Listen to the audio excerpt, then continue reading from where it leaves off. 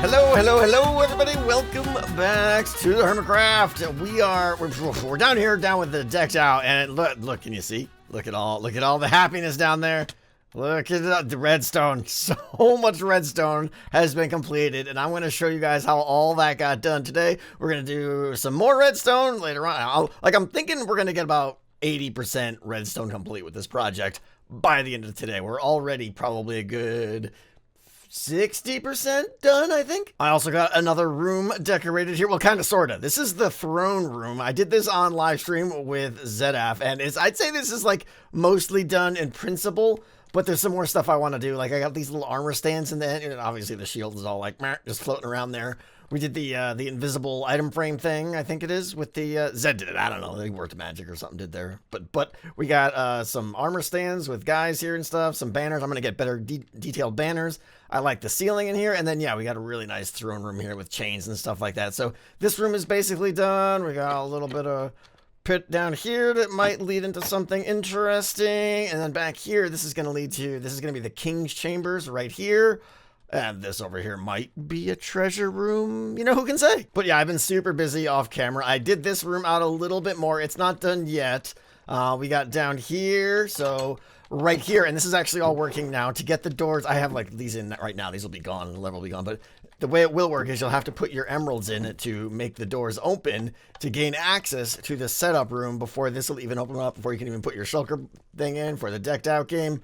A lot of redstone's been done. And we've also been busy with Impulse here. Hello. We have 8 Ravagers. 1, 2, 3, 4, 5, 6, 7, 8 Ravagers here. Oh, by the way, 8 Evokers as well. We had a crazy fun live stream where we basically just harvested all these guys from 2 different raids up above and everything, and we're gonna use all these guys in the dungeon. You guys, well, I shouldn't say that. I'm thinking 4 Ravagers in the dungeons, but we have extras here. We have extras.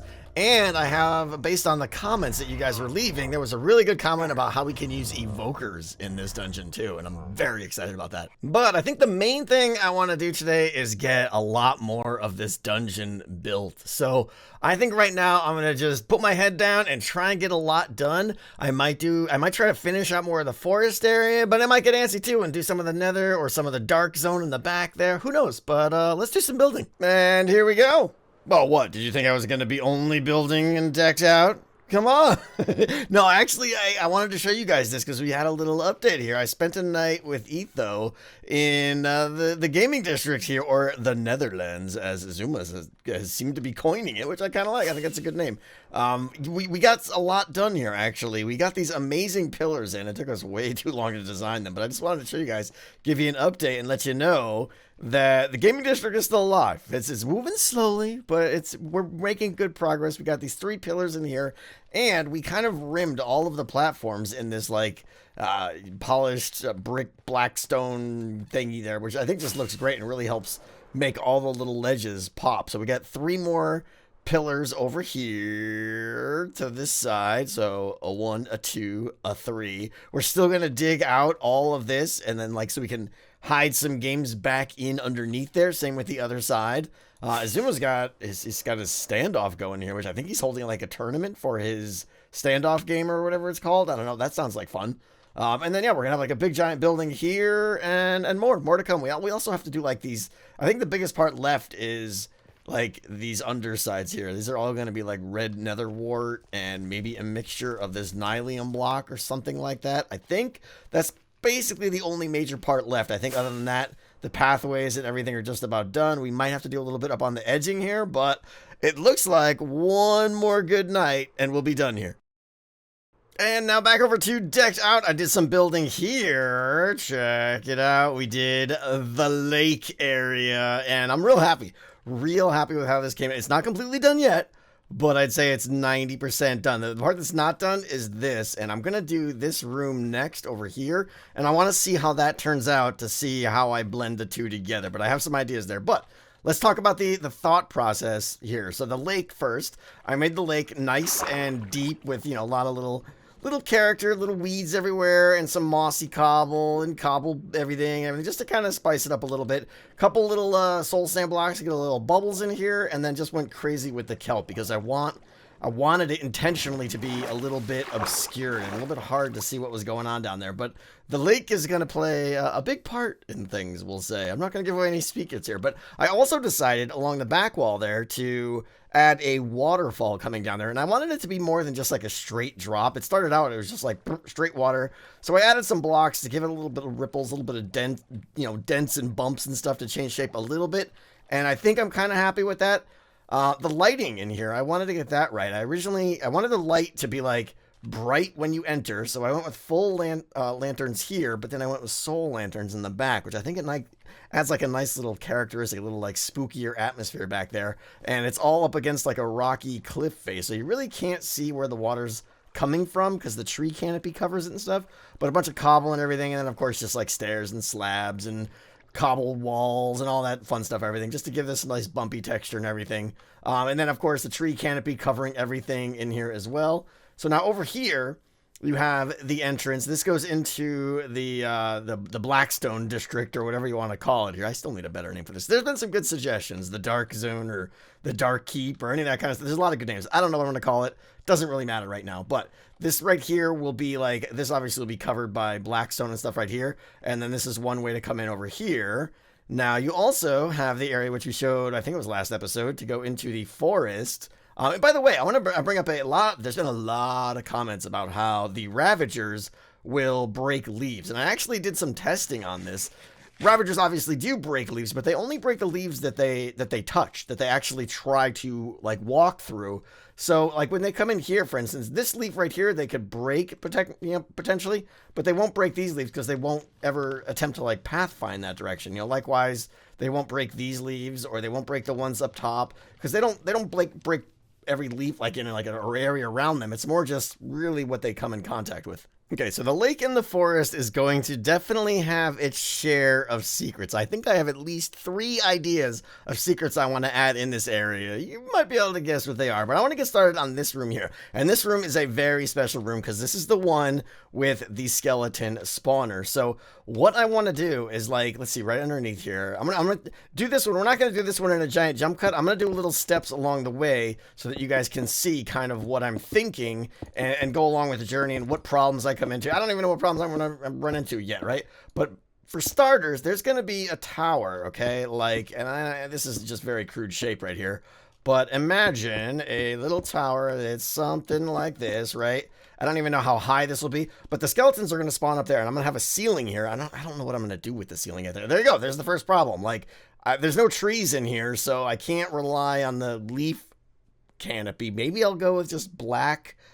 I don't know. I got to figure out how I'm going to hide the spawner and stuff. But anyways, I want the skeletons to come down here on this and be able to see the player as they go up this ramp. Now, I don't know if this ramp is going to be wood or just earth ramp or what, but I want the skeletons to be like, if they spawn, I want them to be shooting you as you go up. And I want you to have to go around here to give the spawner plenty of time to spawnificate some skeletons. Okay, little update here, and I'm liking things. This is the tower I decided to go with. It's a little bit wider than I originally anticipated, being like 5 wide going up. I thought it would be 3, but I decided to go with like functionality of what I'm trying to get out of this tower instead of aesthetics and looks. But I think it still looks okay.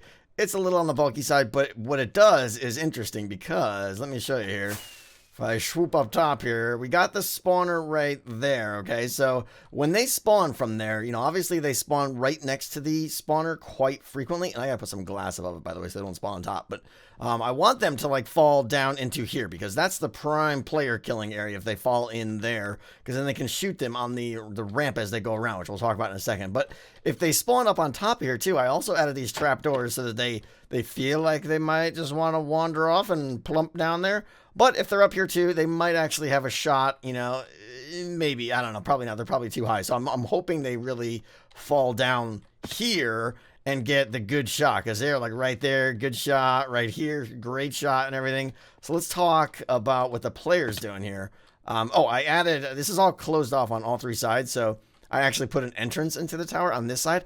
I don't know, I may put like a little secret down there with some stairs down as like a little extra hidden thing you could go down. I think that might be fun. But this is kind of what I'm thinking here. I'm liking the idea of like a wooden bridge, almost like a rope bridge or something out of, I don't know, like just one of those flexible bridges. So you come up here, you swoop around here, you swoop around here, and eventually this will take you right up there. I like the distance and everything. What I don't know right now, and I definitely want to do wood. What I don't like is this. I actually, looking this through, I think I want this area closed off because this visibility here just opens up way too much and it breaks too much of the mystery. I want you to get in here with your compass and it's pointing that way and you not know where you have to go. So I was toying with like putting some fences here and stuff just to kind of make it so you couldn't get over there, but could still see in. I think I'm going to change that and probably put some kind of barrier here or something. I don't know. So a little break from Dex out because Zedaph called me up and he said he needed me to come over to help him with a little thing in his base. It's all very suspicious. I'm going to show you what happened. Hi. Oh, that was more graceful than I imagined. See? You're expecting just super crash. I was expecting splat and I got butterfly grace and beauty. That's me. Yeah, that's how it is. Yeah. All right. Why do you summon me, OZ1? What's up? I just wanted to hang out, man. You know what's wrong with that? Me, you, chilling, old pals. You remember? You want to reminisce about times that we've had? Like, remember that time? Remember that time on season 5? I just joined Hermitcraft, and I had. Remember my front doorbell? What did it do? What happened? Yeah. Skeletons do it the pokey, shoot my face. Yeah. Ah, that's right. Of course. Oh, good times they were. Good times, right? So why is it like the last thing I'm gonna do is look at you right now, and I'm just looking over my shoulder? You haven't got to worry. We're just chilling out as friends. That's all. Yeah.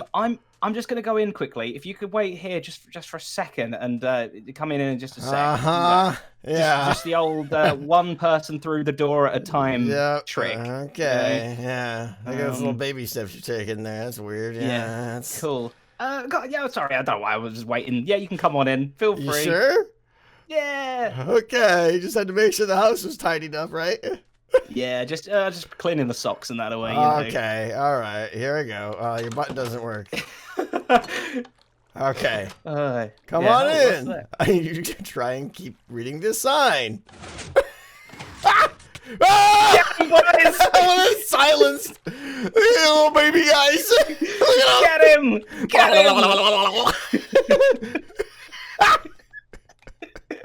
That's a vicious crew you got there. You need to put some speed boots on them or something. They're not too fast. I need some walls to pop up or something. Yeah. You gotta trap me in there. Okay, well, I'll ask you to not murder them, but if you could see the green circle over there in the corner. Yeah. If you could jump over the trapdoors, I think it might trap them again. Trapdoors? Where? I'm gonna fall on these trapdoors. No, further in the wall. No, that's very difficult to jump over that. Why don't you give me a ceiling? I want to fall on that myself. Hang on. There's no ceiling. This is the worst trapdoor thing ever. Okay. There you go. Look at them. They're like popcorn. Like. Lovely green little popcorn. Yeah, I wouldn't eat them. That's for sure. No. All right. Okay. Back away. Oh. Okay, I don't trust you with the last minute switcheroo on the trapdoorificator there. Yeah, I saw you there. I knew what you're thinking. So you really like home security systems, huh? Yeah, they're not very good though, are they? No, they're not. They kind of suck. I'm not gonna lie to you. Did it even like take your damage down in the slightest? I mean, I might have lost half a heart. Okay. You need walls. Yeah, you need like little walls to show up. I could do it easily. Like these blocks need to like pop up as fences or something. Come in. I need you to try and keep reading the sign. Clever. Do you like my little pop-up safety thing so I don't get eaten? So I was like stood on there and I popped up so that I couldn't get bitten. I see. Protects the owner. They're not very loyal. They're kind of vicious, right? Exactly. I needed to. This is the only way I could stay safe. My ankles couldn't be bitten anymore. But how long did it take you to catch all 47 little baby guys? Oh, you don't want to know. No, I don't. Crazy fool. Oh, hours and hours. But hey, I'm pleased with the outcome. Right. It was fun. Giggles all around. You win. Well, there you go. You can leave now. Thanks. Okay, goodbye. All right, big progress. I think I've got this whole room figured out. I want to show you what it looks like from here first. I decided to go with like a low mountainy cobble wall here and add in another tree and carry some leaves as like a line of sight block or something. So you can kind of see through there, but not great. Let me show you how this looks from over here now. Over here, in we go, and there's the tower, and we got everything basically done here. I added a little mountain back here, so I'm not sure. It feels like something else needs to be right here. I'm not sure what I'll do here. This might just be a good spot to hide some lodestones. I'm not sure, but let's climb up here now, okay? And you kind of see over into the lake there. I added some cobwebs here, and this is good because if you want to get up to the snowy area where we're going in a second here, you gotta pretty much just power through these, and all the while the skeletons are spawning, shoot you in the face. I think that's good. I like that a lot. Over here, turn the corner up here, and obviously those guys are still going to be just shooting you the whole time, possibly knocking you off, which would be great. And then up here to the snowy area, which I've been working on quite a bit now. Added this wall here, finished out this wall, added a little extra cave in the back here. Obviously this would be like a great place to hide some lodestones back here. Anywhere in here honestly would. We got this cave still here that was already done. This is where we're gonna get a polar bear very soon. I got plans for doing that in a live stream probably this week. But what I want to do now is gonna be crazy. We're gonna seriously flex right now because you guys, we have a problem here, right? This is the only spot in the entire dungeon that doesn't have a roof. Okay. So I need to make this feel like an outdoor area. And you guys remember the little black concrete in the background thing we did there? Well, we're taking that to the extreme here, and I'm going to cover all of this area here, probably like from like right there or so out to like, you know, maybe 5 or 10 blocks past the cave, and make it all black concrete in the back, black concrete ceiling. And I'm also, well, you'll see.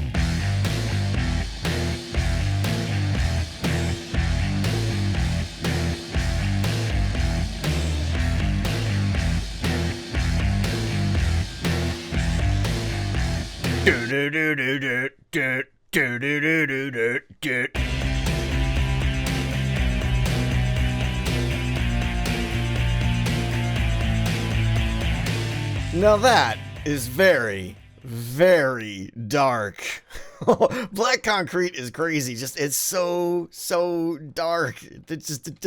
It just eats light. There's nothing you can do. It's just light. Just disappears. Anyways, we have a very good background for a very dark night sky. Now there's two things I'm gonna do here which are gonna be amazing here. The first one is the lesser of the amazingness, but it's gonna be kind of fun, I think.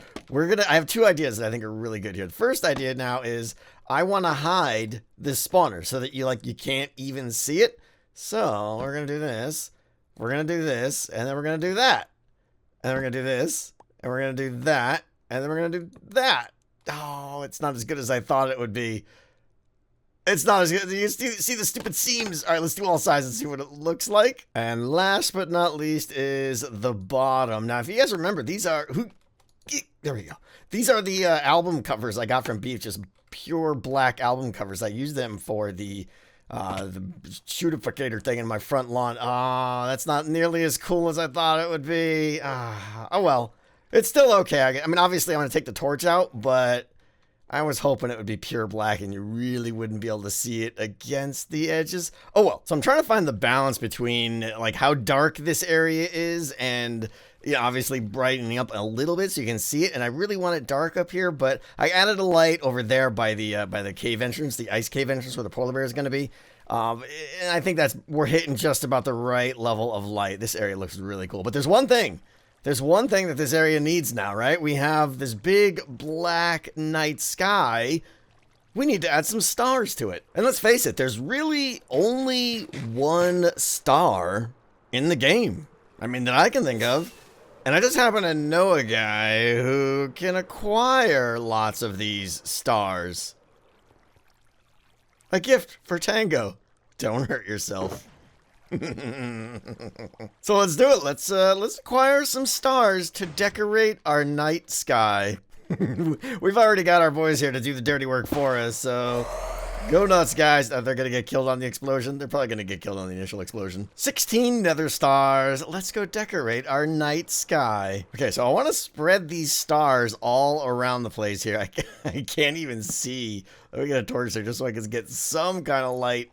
I want to get one of those there, and I want to get one of... Hang on. And jump, and now. Got it. Okay, so hold on. Now wait for the best part. No, I can't put scaffolding on leaves. Now for the magic part. Here we go. We're going to look right at this thing. We're going to go trigger. Ow, skeleton, I'm working over here. Where the heck is he? Get shot in the head. Get shot in the head. All right, let's try this again here. Let's do trigger. And now it is IF invisible. Bam. Oh, no. Oh, wait, I got to hit tab. It helps. That. Yes. Yes. Okay, this right here is using the same trick. Look how good that looks. Oh, I have the biggest smile on my face right now. Okay, that is using the same trick as the statue book that everyone uses. So if you go in here, this is obviously special to the server. Let's see. It's at the end. Item frames. Item frame visible. So you can do it through this, or you can just use trigger IF invisible. It's all the same thing. Now, this is the one I don't know if it's going to work, which is up on the ceiling. I have a feeling this might not work. Let's try. It worked. Amazing. Amazing. Okay, this is going to be incredible. Let's put them on. We have 16 stars to add to our night sky. When I first started this area and I realized that there was going to be an outdoor area and I really didn't have a solution, I'm not going to lie, I was pretty nervous. I had no idea how I was going to handle it. But guys, I am completely just ecstatic about how this turned out. It needs more. I need more stars. We're going to have to kill more nethers. I could do with twice as many stars as there are right now, but this definitely gets the point across, and it looks absolutely beautiful. Like, I would love to have one there, like another 7 or 8 or so would be amazing, but wow, this area turned out so good. I'm so pleased with this. The little ramp here, all the stonework and everything on the sides. I love it. I just love it. Okay, let's change gears here. We got a lot of building done today. The lake area, the tower area, the ice area, the forest zone is basically done. Like, I got to do a little bit of a desert area over there, but we're done. And the good news, I should say, is that is probably the hardest quadrant to do. The rest of these now are just going to all be kind of dungeony rooms and stuff. And I think they're going to go a lot quicker. But what I want to do now is show some of you guys the crazy redstone that I've been doing off camera. I promised at the beginning. And even for those of you that don't really follow redstone, I think some of this is going to be cool. So you're going to want to check this out. So let's start with the stealth system here. This line right here is when stealth is generated, or I should say when you have at least one level of stealth card in your deck. Okay, first thing it's going to do is go into the stealth system here. That's going to determine, does stealth protect you from clank being generated? So the way this works is incoming here on the yellow line is someone stepped on a pressure plate, and there's a 1 in 9 chance that clank will even be generated regardless of your stealth. And that's accomplished by the boat there. You guys know how that one works. And then basically every time you get a stealth level in your deck, it's going to take 2 items and put them from here into this little reserve hopper here. And that's basically going to shield you from clank. So if you have any items in that hopper, when clank actually happens, it's going to prevent it, and your stealth level will instead kind of block the clank. So if you have, for instance, stealth 4, you're going to get the first 8 clank are going to be like rejected or denied, and it's going to have a separate output on this pink line here, or I should say maroon line, whatever it is, and it's going to play a little tune that's like, you know, like tiptoe, like do do do, that kind of lets you know that you saved yourself from clank based on your stealth. Once the stealth runs out, then clank will actually be generated, and that's this green line. So when your clank level actually increases, the first thing it does is go into one of my favorite systems here, which is the heartbeat system, okay? I've described this on stream a few times, but let me simulate the dungeon being active now, okay? And what I did is I had to come up with my own silent hopper-based clock, okay? There are plenty of silent hopper clocks out there, but none that have the hoppers exposed on the bottom, which is what I need, because what we're happening here, you just heard the first beat. You're going to hear the second one in a minute here. That's the heartbeat of the dungeon. Now, every time clank is generated,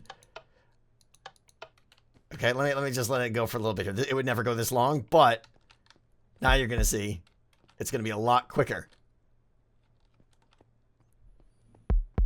Okay, so what I've done now is I've distributed these note blocks to the 4 corners of the dungeon, and they're perfectly synced up. So no matter where you go in the dungeon here, you will hear the heartbeat as you're playing the game. Like the intensity of the dungeon will always be there with the heartbeat. So as you're generating clank, that heartbeat is going to get faster and faster and faster until it gets to finally the maximum level. If you ever hear your heartbeat doing this, it's time to get out of the dungeon. And then, of course, we have the clank monitoring system itself. This keeps track of what your current clank level is and distributes that level throughout the dungeon so that pistons and things can be exposed to increase visibility to the Ravagers. I fell in a hole. All right, so this one here, we're going to simulate that the game is active right now, okay? Now, this right here, this pink line is every time the clank is actually increased, all right? When it does, it's going to play a little noise, like, throughout the dungeon, like a dun-dun, dun-dun, some kind of, like,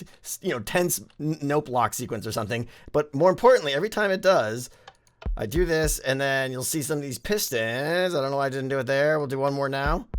There we go. There. Okay, so those pistons are there to simulate that, like, the clank is being increased, and every time it's actually going to retract the next block. So as your clank increases, the visibility will increase more and more and more. And I think I have that's for the Ravagers and their visibility. I have another idea with Evokers that I'm real excited about, and in terms of them maybe summoning some Vexes on you as you're walking around the dungeon based on the clank level. But the best part about all these systems is as soon as the dungeon turns off, they all automatically reset. So you'll see here the clank will just slowly go back to maximum level again, getting ready for the next guy to enter the dungeon. Okay, let's check out Beast Sense. This one is great. So for those that aren't familiar, the way Beast Sense works is there are these bells. I have a bell there, a bell down there, a bell somewhere over there, and a bell right there. And they are positioned just right and in sequence perfectly with redstone so that when they ring, they all ring at the exact same time. If there is a beast anywhere within the radius of the dungeon,